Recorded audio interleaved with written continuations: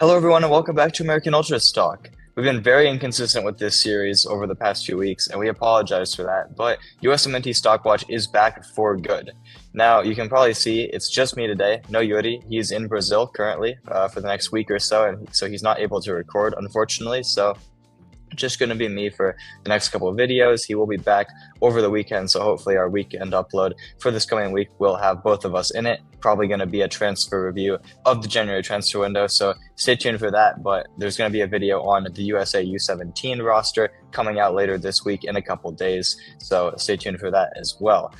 Now, because it's just me and no Yuri, usually we both pick 5 players, some up, some down. Since that's a total of 10 and it's just me, I'm going to pick 5 players over the past week whose stock has gone up and 5 players over the past week whose stock has gone down. Same rules as usual. And with that out of the way, let's get into it with the first stock up. And it's going to be one who's needed a stock up for a while now, but he's gotten a couple recently. It's going to be Chris Richards, the center back from Crystal Palace. Probably consensus our best center back in the USMNT pool. And he had a great game against Manchester United over the weekend. It always seems like he turns up against United. It's very weird. Whenever they play them, he always is on his best form. He had a very good highlight clip of him pocketing Alejandro Garnacho, if you go watch that on Twitter.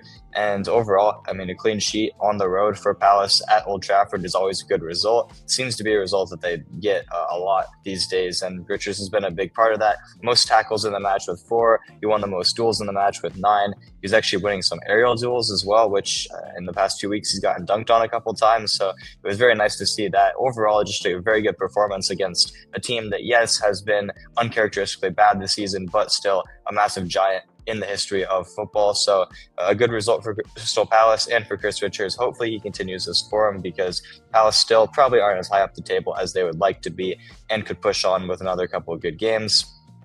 They play in the FA Cup in their next game and then have Everton and Fulham back-to-back. So some decent games so they can maybe pick up some results in. Ultimately, we just want to see Chris Richards be consistent because, as we know, the USMNT options at center back aren't great. Now, onto the first stock down, and it's going to be a really sad one because it looked like his career was, or his form at least, was picking back up. Under the new manager, Musah, it's going to be Yunus Musah. Absolutely inexplicable red card against Dinamo Zagreb in the Champions League, and a red card that ultimately led them to probably miss out on the top 8 of the Champions League, giving them 2 extra games, which is horrible for the club. Honestly, it was just it's just stupid is all I can say about it. He gets the first yellow for being dumb in defensive action, and the second one was so avoidable. The Zagreb player was not going to get close to the ball, but Musah pulls him back just outside the box. Thankfully, it wasn't a penalty, just outside. It would have been bad if it was, but ultimately getting dismissed in the first half is never a good thing. And I mean, he did have a good bounce back over the weekend in the Milan derby. I thought he was okay. But ultimately, I mean, this was a crucial moment for Milan. It would have been perfect for them to get top 8. It would have been huge for them considering how poor their season's been overall so far. And ultimately, a lot of that loss can be blamed on Yunus Musah. So he is going to have to be a stock down for him for this week. Now on to the second stock up, and it's going to be another player whose stock ups have come few and far between over this season. And it's a great one. It's going to be Giovanni Reyna from Borussia Dortmund. Beautiful, beautiful assist. If we want to talk about Musah having a very bad match day in the Champions League, Reyna was the opposite. He comes off the bench and has a beautiful back heel assist to Rami Bensebaini for Dortmund in their 3-1 win over Shakhtar Donetsk. Unfortunately, they also just missed out on top 8, but at least they did their job, got the 3 points. Other results didn't go their way. It is what it is, but hopefully Reyna can build on this and start to get some more consistent playing time. He only played 3 minutes against Heidenheim over the weekend, which was a little bit unfortunate, and it just kind of seems to be the tale of Reyna's season. He comes on, does something good, doesn't really play in the next match, but with their Champions League matches coming against Sporting in a week or two, in the playoff round, hopefully he can get some more increased minutes in these games or in the Bundesliga. Really, any minutes for Reyna is a positive at this point. We know he can produce when he gets them, so hopefully he can build on this, but definitely deserving of a stock up. One of the best assists we've seen from a U.S. player all season. Now, onto the second stock down, and this is going to be an interesting one because the player who's been actually out injured for a while now, hasn't played since the very beginning of December. It's going to be Folarin Balogun as a stock down, and of course, since he's out injured, it's not anything to do with his form or anything like that, but it's mainly due to Micah Biereth, the new Monaco signing, the 21-year-old striker from Denmark, just got a hat trick for Monaco against Auxerre over the weekend, also scored in their previous game against Stade Rennais, and he seems like he's adapting to life in France perfectly after his move from Sturm Graz. It's just unfortunate for Balogun because it's another striker who he's going to have to compete with when he's back from injury. They also have Bril Mbolo, who got 2 of the assists to Biereth in that game. Of course, there's other players as well that he has to compete with, like George Olenica, who's also out injured, the 18-year-old. Ultimately, I just kind of think Balogun's future at Monaco is going to be uncertain once he's back from injury. Maybe he even looks for a move in the summer, who knows? But for now, it's going to have to be a stock down from a club aspect, even from a USMNT aspect. Pepe had been on fire. There's some other players, Sargent's getting back into form now. So at the end of the day, it's just not what you want to see, your competition playing well. So it's going to have to be a stock down of 4 Folarin Balogun. Now, onto the third stock up, it's going to be another center back like Mark McKenzie. It's like Chris Richards, I guess, just spoiled it. Now it's going to be Mark McKenzie. Very rare that we have 2 center backs who are worthy of stock ups in the same week, given how bad the pool is. So a very welcome surprise. McKenzie scoring his first Ligue 1 goal, his first Toulouse goal, getting them a point against Nice, who are a very good team in their own right, 5th in Ligue 1. Toulouse now sit 10th, and overall a man of the match display on top of the goal from McKenzie, who's very solid in his passing, in his defensive duties. He won the majority of his duels, won a few tackles as well. Ultimately, he's been settling very well to Nice in Ligue 1, kind of unlike Balogun did initially last season, which has been very nice to see. I think he's the only player who's actually settled into Ligue 1 immediately from the U.S. perspective. Of course, Wiley had some struggles. Emmanuel Sabi's been very bad. Testament has had some struggles for minutes as well. So it's been very nice and a pleasant surprise to see McKenzie being this good, honestly, for Toulouse, a mid-table Ligue 1 team. In my opinion, the 2 center backs I just picked for stock up, Richards and McKenzie, should be our center back duo for the USMNT in March. It just remains to be seen what Pochettino will do. I suspect we'll still see Tim Ream, but nevertheless, it's still good to see these 2 center backs, probably our 2 best, in such good form right now. Now, onto the third stock down, it's going to be technically, I guess, Ricardo Pepi, but overall, just all of PSV America. Pepi just got injured, unfortunately. He had a great display against Liverpool in the Champions League, and I would have actually had him as a stock up, but he got a significant injury in that game, had to come off, and now he's going to miss several months, which is so unfortunate for him considering the season he was having. He got up to 20 goal contributions in that game against Liverpool. He's got 17 goals, 3 assists for PSV this season. Doing that as a backup is absolutely incredible. It just goes to show how talented of a player he is, and he did actually just sign a contract extension until 2030, so hopefully that means that next season he will be the full-time starter for PSV, as Luc de Jong looks like maybe he's on his way out in the summer. It's some encouraging signs, but the injury is just brutal. Malik Tillman, of course, is also out for several months with an injury. Richie Ledesma hasn't been the best of form. He also kind of picked up an injury in their last game, so it remains to be seen how he is going to recover from that. And overall, PSV are just slipping as a result of this. I mean, when you're missing 2 of your most key players in Pepe and Tillman, it's never going to be easy, but they're now in a situation where it looked like in the beginning of the season they were going to run away with the Eredivisie again. Now Ajax have a game in hand on them, and if they win that, they're top of the Eredivisie. So really just not good for PSV. Adding on to the fact they just drew Juventus in the Champions League without Pepe, without Tillman, I struggle to see, honestly, how they're going to win this game. They're probably knocked out of the Champions League. Their Eredivisie title's at risk. Overall, just not a great moment for our Americans and for PSV as a whole. So that's why it's going to be a stock down there. But onto a brighter note, onto a stock up, and it's a player who I think a lot of people in the USMNT fan base are a bit skeptical on, myself included. It's going to be Alejandro Zendejas, and this is really more of an accumulation. Last weekend, he scored a brace for Club America in a win over Santos Laguna. Midweek against Atlético San Luis, he got an assist, and over this past weekend, he got another assist in a win over Juarez. Club America are in great form, as they always are, leading Liga MX as it stands. Zendejas having a brilliant start to the season for them, and it looks like it's going to continue because, honestly, his his form over the past year and a half or so for Club America has been fantastic. Honestly, it's been worthy of a move to Europe. I don't think it'll happen due to his age and due to Liga MX teams usually not selling players for their value. But overall, I think it looks like Zendejas is absolutely deserving of a call-up in March. It remains to be seen how big of a role he'll play in that camp. But based on his current form, he's one of our most informed players. So definitely deserves a mention, even if it is in slightly of a lesser league in Liga MX.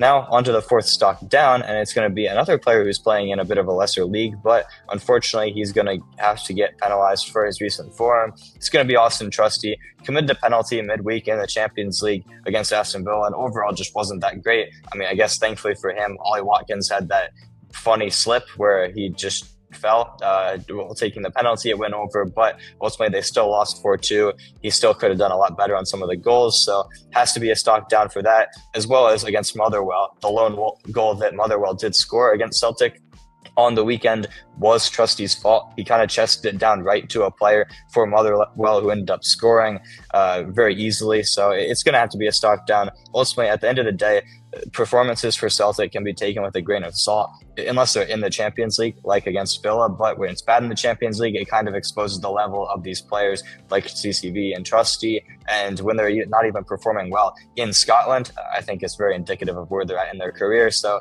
as much as I like Austin Trusty, it has to be a stock down for this week. Probably his worst week of the season, even including that 7-0 disaster against Dortmund that he had very early on. Hopefully he gets better soon, but I think it's very fair to say that his spot with the USMNT is in question.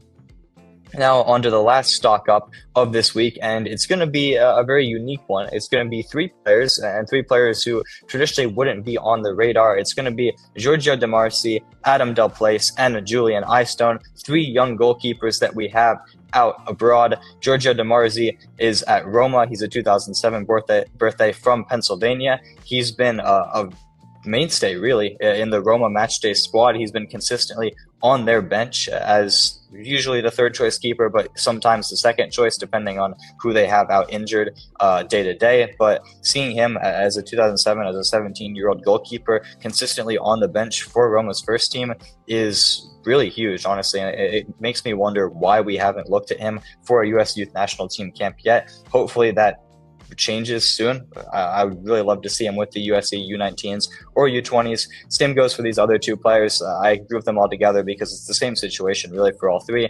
Adam Del Place, he's at Lens in France. He was just included on their bench for their game against Montpellier on Friday. He was the only goalkeeper on the bench, which is notable because it means if for whatever reason Matty Ryan, the Australian international, had gotten injured, Del Place would have come in. So he was the second choice keeper for this game. Now I believe that is due to an injury to their usual goalkeeper, Dennis Petric, or their usual backup at least. But nevertheless, as an 06 from Indiana, it's still great to see him on the bench for a top 5 league club such as Lens. I mean, they're 6th in Liga right now.